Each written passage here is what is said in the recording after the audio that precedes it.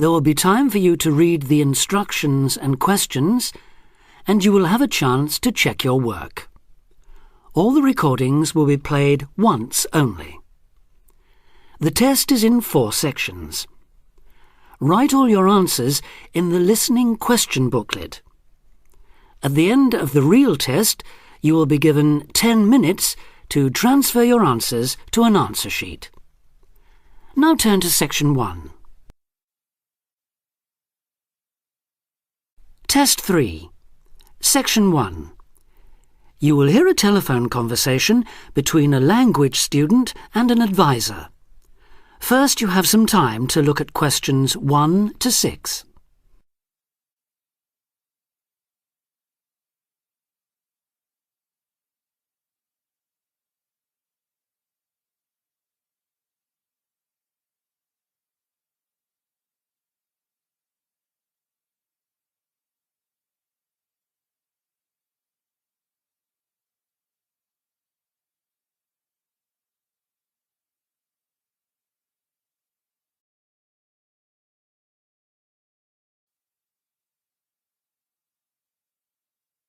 You will see that there is an example that has been done for you.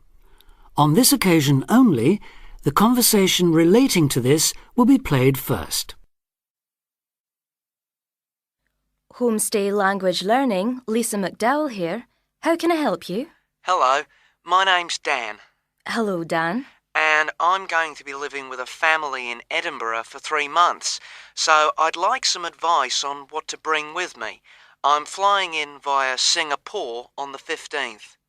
Right. Well, perhaps most important of all are your documents, vaccination certificate, sponsor's letter, and the certifying letter from us for immigration. The documents are essential, so A has been written in for you. Now we shall begin. You should answer the questions as you listen, because you will not hear the recording a second time. Listen carefully and answer questions 1 to 6. Homestay Language Learning, Lisa McDowell here. How can I help you? Hello, my name's Dan. Hello, Dan. And I'm going to be living with a family in Edinburgh for 3 months, so I'd like some advice on what to bring with me. I'm flying in via Singapore on the 15th. Right. Well, perhaps most important of all are your documents, vaccination certificate, sponsor's letter, and the certifying letter from us for immigration. Yes, I've got all those in order, I think. What I'm really wondering about are money and clothes and things for my room. Personal effects, in other words. OK, let's start with cash. You'll already have money in your bank account here, of course, but make sure when you get here you have some cash on you. Pounds, that is, not euros or dollars. How much do you suggest? I'd say 50 as an absolute minimum. OK. Now, the next thing is which clothes to bring. What do you think? Well, as I'm sure you know, it can get pretty cold here, so you will need some warm clothing. There are shops near here that sell winter clothes quite cheaply, so you really don't need to bring much. Do make sure, though, that you have at least one thick sweater and a jacket with you when you arrive here. The temperature's likely to be a lot lower than in Singapore. Thanks for the warning. Now, something else I'm not sure about is whether to bring my computer. It's a laptop, so it won't take up much room. 2 problems. Firstly, it might not be compatible with the electricity supply in this country. And secondly, there's a risk of it getting broken in transit. Someone travelling here had hers smashed only last month. But surely I can carry it as hand luggage. Usually, yes, but because of all the tight security right now, you may have to check it in. So my advice is to leave yours at home. OK, I think I will. Is there anything else you'd advise against bringing? Well, you won't need household or cooking things. They'll all be provided.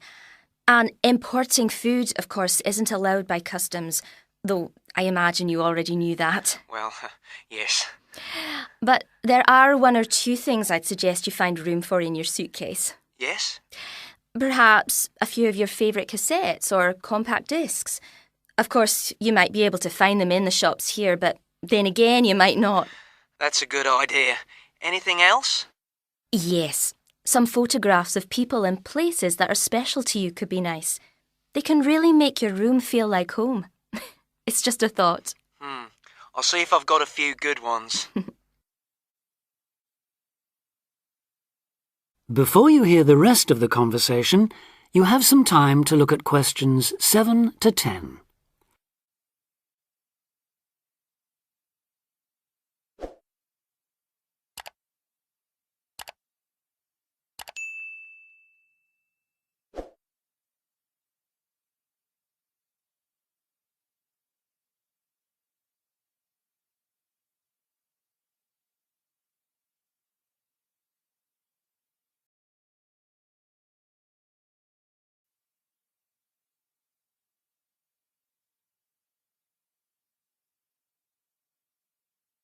Now listen and answer questions 7 to 10. Just a few points about packing. Make sure all your cases are clearly labelled, in English, with your host family's name and address. Just in case they go missing on the way. It has been known to happen. What name do I write, by the way? It's Wark. Lewis and Amy Wark. So that's W-A-L-K? It's actually W-A-R-K. But we'll be posting full details to you later this week. Right, fine. And I'd better put some essentials in my hand luggage, enough for a night or two in case, as you say, anything happens to my main cases. Yes, I'd recommend a change of t-shirt and socks and so on, plus any medication you may need, and a toothbrush, of course. And my tights. Your tights? Yes, for the flight. Wearing them helps prevent deep vein thrombosis when you're flying long distances, not getting any exercise. Oh yes, I've heard about that. Now, talking about exercise, there's one last thing. When you've packed your baggage, check you can carry it, all of it, at least 500 metres without any help. You may have to do that. OK. Well, thanks for all your help. You've cleared up a lot of points. Oh, you're welcome. Have a safe journey, and we'll look forward to seeing you next month. Bye. Bye. That is the end of section 1. You now have half a minute to check your answers.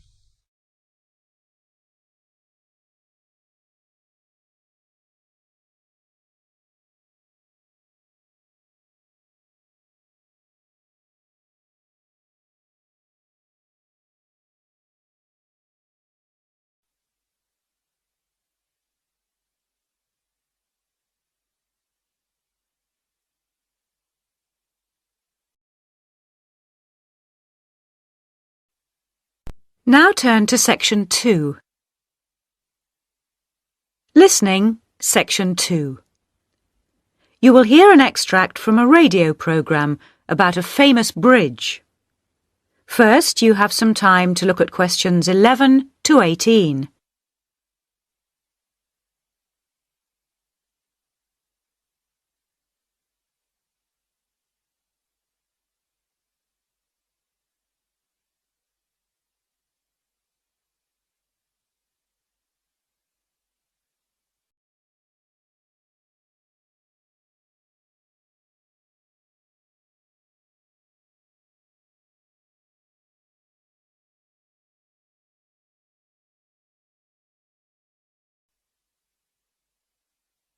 Now listen carefully and answer questions 11 to 18.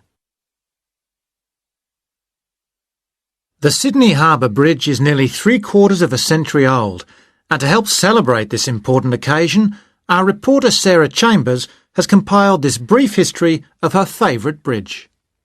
A bridge is more than just a crossing over a river or a waterway. It is a landmark in its own right. A landmark which allows us to identify one city from another. Think, for instance, of the Bridge of Sighs in Venice, or the magnificent Charles Bridge in Prague. Each of these cities can be recognised by their famous bridges.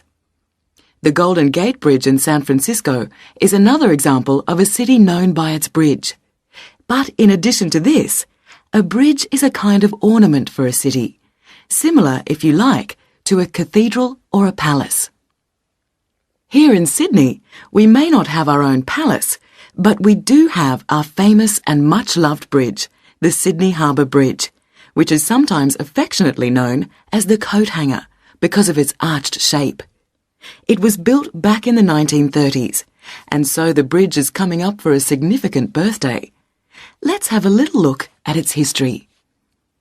Although the idea of building a crossing over Sydney Harbour had been discussed many years earlier, it wasn't until the year 1916 that the state government agreed to allocate some money for the construction of a bridge. The chief engineer for the bridge was a man called Dr. John Bradfield, a brilliant engineer who supervised the entire project from beginning to end. First, they had to decide on a design, so he organised an international competition to choose a design, and ultimately got the one he wanted. The job went to a British engineering firm, and the contract was signed in 1924. The design he chose was the single-arch bridge that you see today, made of steel with a tower at either end. In 1926, construction finally began. The first thing they had to do was demolish 800 houses around the site where the towers were to be built. The poor families, however, never received any compensation for this. But the project created thousands of jobs, much needed in those difficult times. Of course, like all projects of this size, it took much longer to build than originally planned. It was supposed to have been finished by 1930, but actually it wasn't completed for another 2 years. It also cost twice as much as the original quote, coming in at £9.5 million instead of the agreed contract price of £4.2 million. But what's new? The opening ceremony took place on the 19th of March 1932, and a large crowd gathered for the occasion. The Premier of the state was just about to cut the ribbon when suddenly a man rode through the crowd mounted on a horse and slashed the ribbon with his sword. He wanted to be the first to cut the ribbon. Anyway, they tied the ribbon back together and the ceremony continued. The man on the horse was fined £5 for his offensive behaviour. Before you hear the rest of the talk, you have some time to look at questions 19 and 20.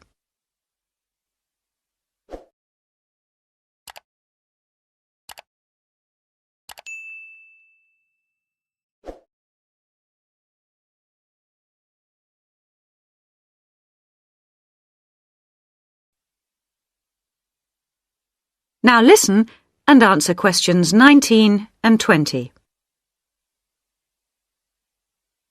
Since then, millions of cars have crossed the bridge, each paying a toll to do so. By the early 1980s, the government had paid off the loan for the money they'd borrowed all those years before. But motorists continued to pay to cross from north to south. This money was subsequently used to build a tunnel under the harbour to reduce the amount of traffic on the bridge. The tunnel was opened in 1992 and cost $544 million. It is 2.3 kilometres long and is equipped with all the latest technology, including closed-circuit television to monitor any problems. And it has most definitely reduced the load on the bridge, as it carries around 75,000 vehicles each day, which would otherwise have to use the bridge. And it's apparently strong enough to withstand the impact of a ship or even the impact of an earthquake. The tunnel has been a welcome solution to Sydney's traffic problems, but of course, a tunnel could never compete with a bridge as a landmark for any city. So let's wish the bridge a very happy birthday. That is the end of section 2. You now have half a minute to check your answers.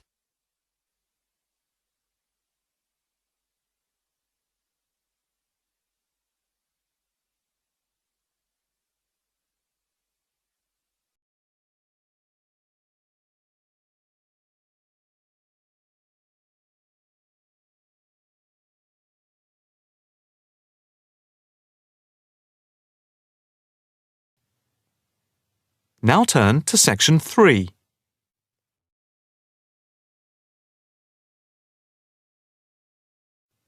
Section 3.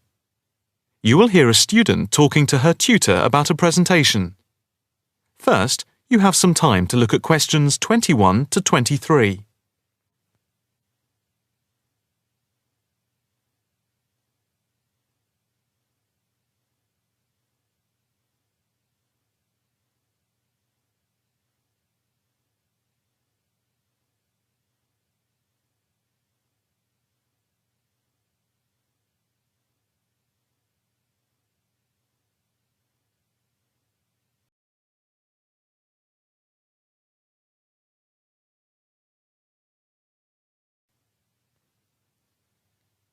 Now listen carefully and answer questions 21 to 23.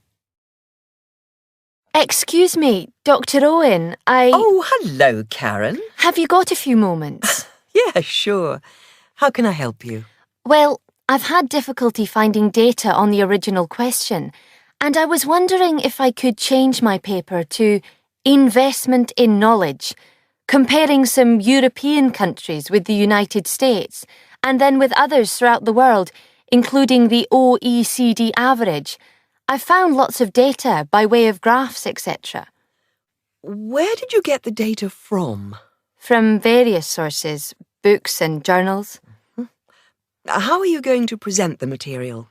I am going to use the electronic whiteboard as suggested and do a blend of graphs, pictures, text and podcasts to illustrate my presentation. It sounds very impressive. Yes, let's hope the whiteboard works. But I'm also going to have a PowerPoint presentation for a backup, just to cover myself. A backup is a good idea, but it's a lot of work doing everything twice. It is, but at least I'll have experience of both. Before we talk about how to use the data I've selected, could you give me the names of a few websites I should look at for more specific background material? When you type in anything to do with knowledge, there are millions of sites listed. Before you hear the rest of the conversation, you have some time to look at questions 24 to 30.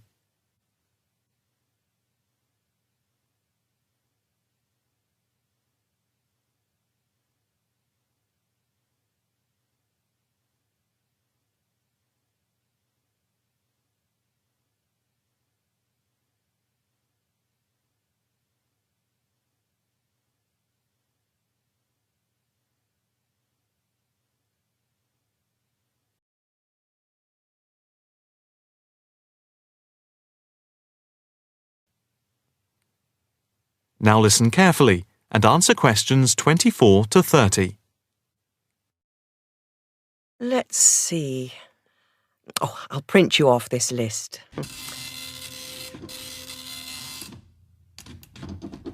Oh, there we go. Right. Do I really need to study everything on these? No, I suggest there are 5 or 6 you can look at.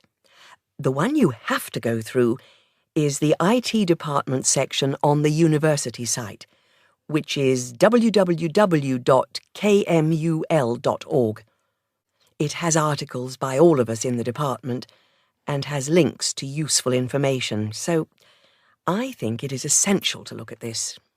OK, I've already been on it, but I'll tick that one as a must-read. And there's a site which is hosted by Pollock.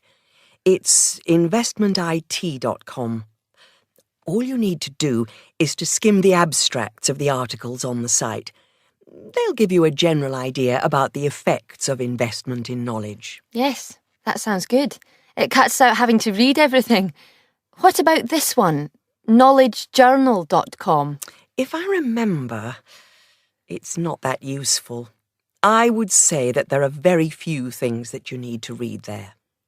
Then there's itknowledgereview.com.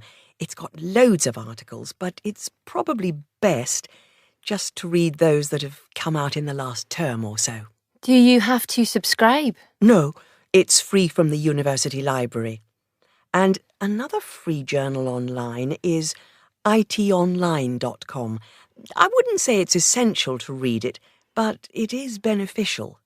And so I think it is worth a look. If you think it's useful, there is no harm in looking at it. But nationalstatistics.com is worth looking at and trying out the links that it gives. I think these are probably enough to be getting on with. I think so. There's another thing I want to ask about. How much material should I use in my presentation? Avoid crowding the screen. If you have lots of information at one time, people will not be able to follow it and will just switch off. That's worth remembering. I've been in lectures where there was too much detail on the screen and it was impossible to read quickly.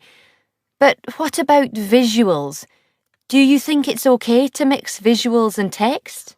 Visuals are very useful, but they must be relevant, or else people will get confused about what they mean and why they are there, and they won't pay attention to what you are saying.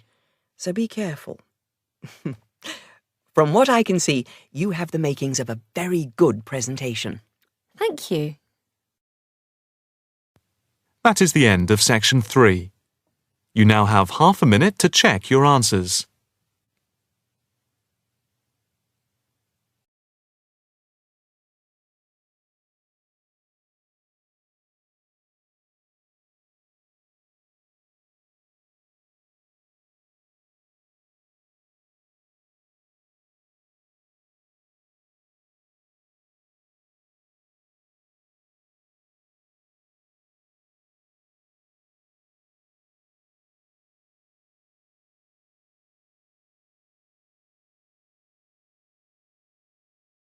Section 4. You will hear part of a talk about the design of the zip fastener. Listen carefully and answer questions 31 to 34.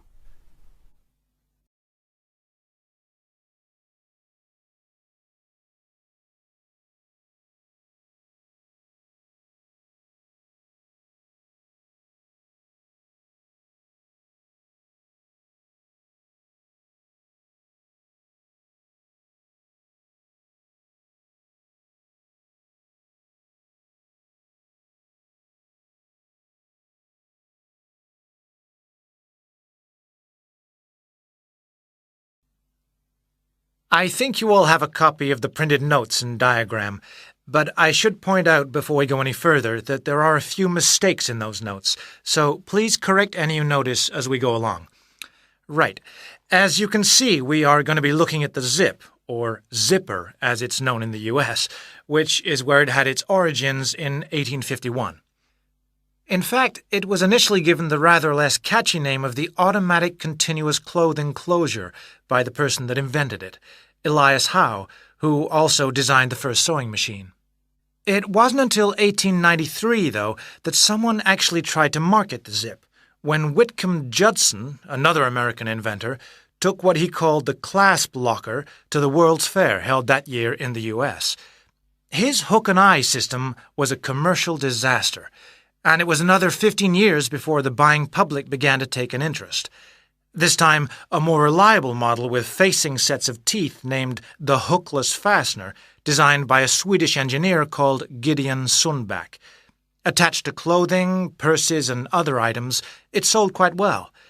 Gradually, this new alternative to buttons caught on, as people realized the advantages of a fastener that only needed one hand to operate, that children could use, that left no visible gaps, and so on. The British firm Kinnock began producing and selling the ready fastener in large numbers in 1919, and a few years later the zipper, designed and given its modern American name by B.F. Goodrich, made Mr. Goodrich extremely rich indeed.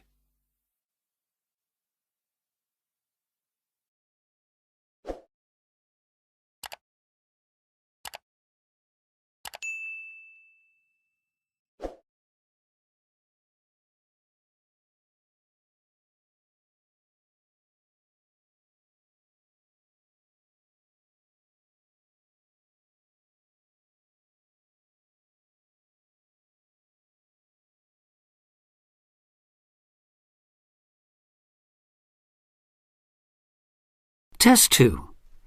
Listening. Section 4. Now listen and answer questions 35 to 40. If its use in trousers was a major factor in establishing the zip as a fashion icon, despite its occasional tendency to trap parts of the wearer's anatomy, another major breakthrough came with the separable zip, the kind that opens at both ends. This type, still widely used in a range of items, from jackets to tents, is shown in the diagram.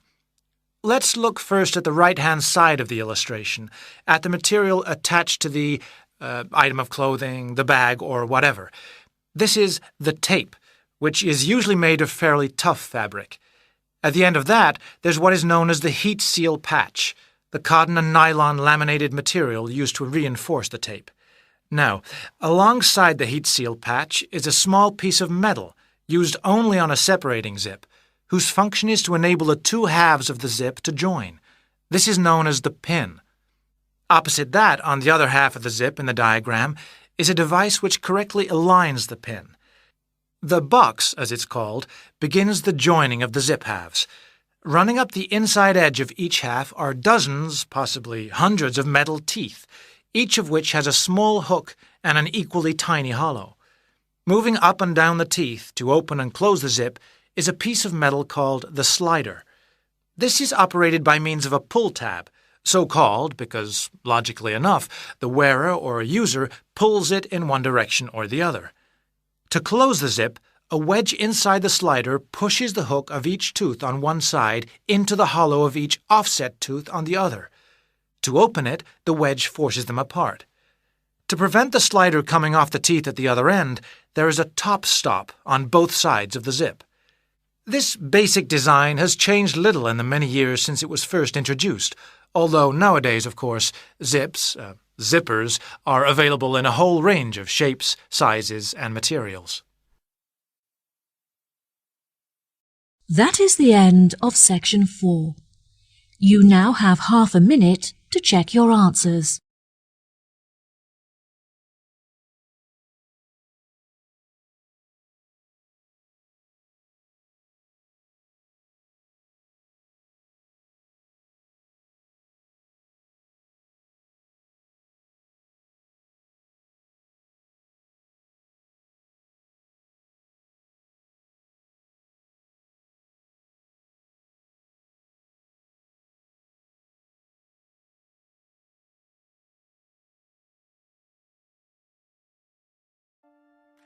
That is the end of the listening test. In the IELTS test, you will now have 10 minutes to transfer your answers to the answer sheet.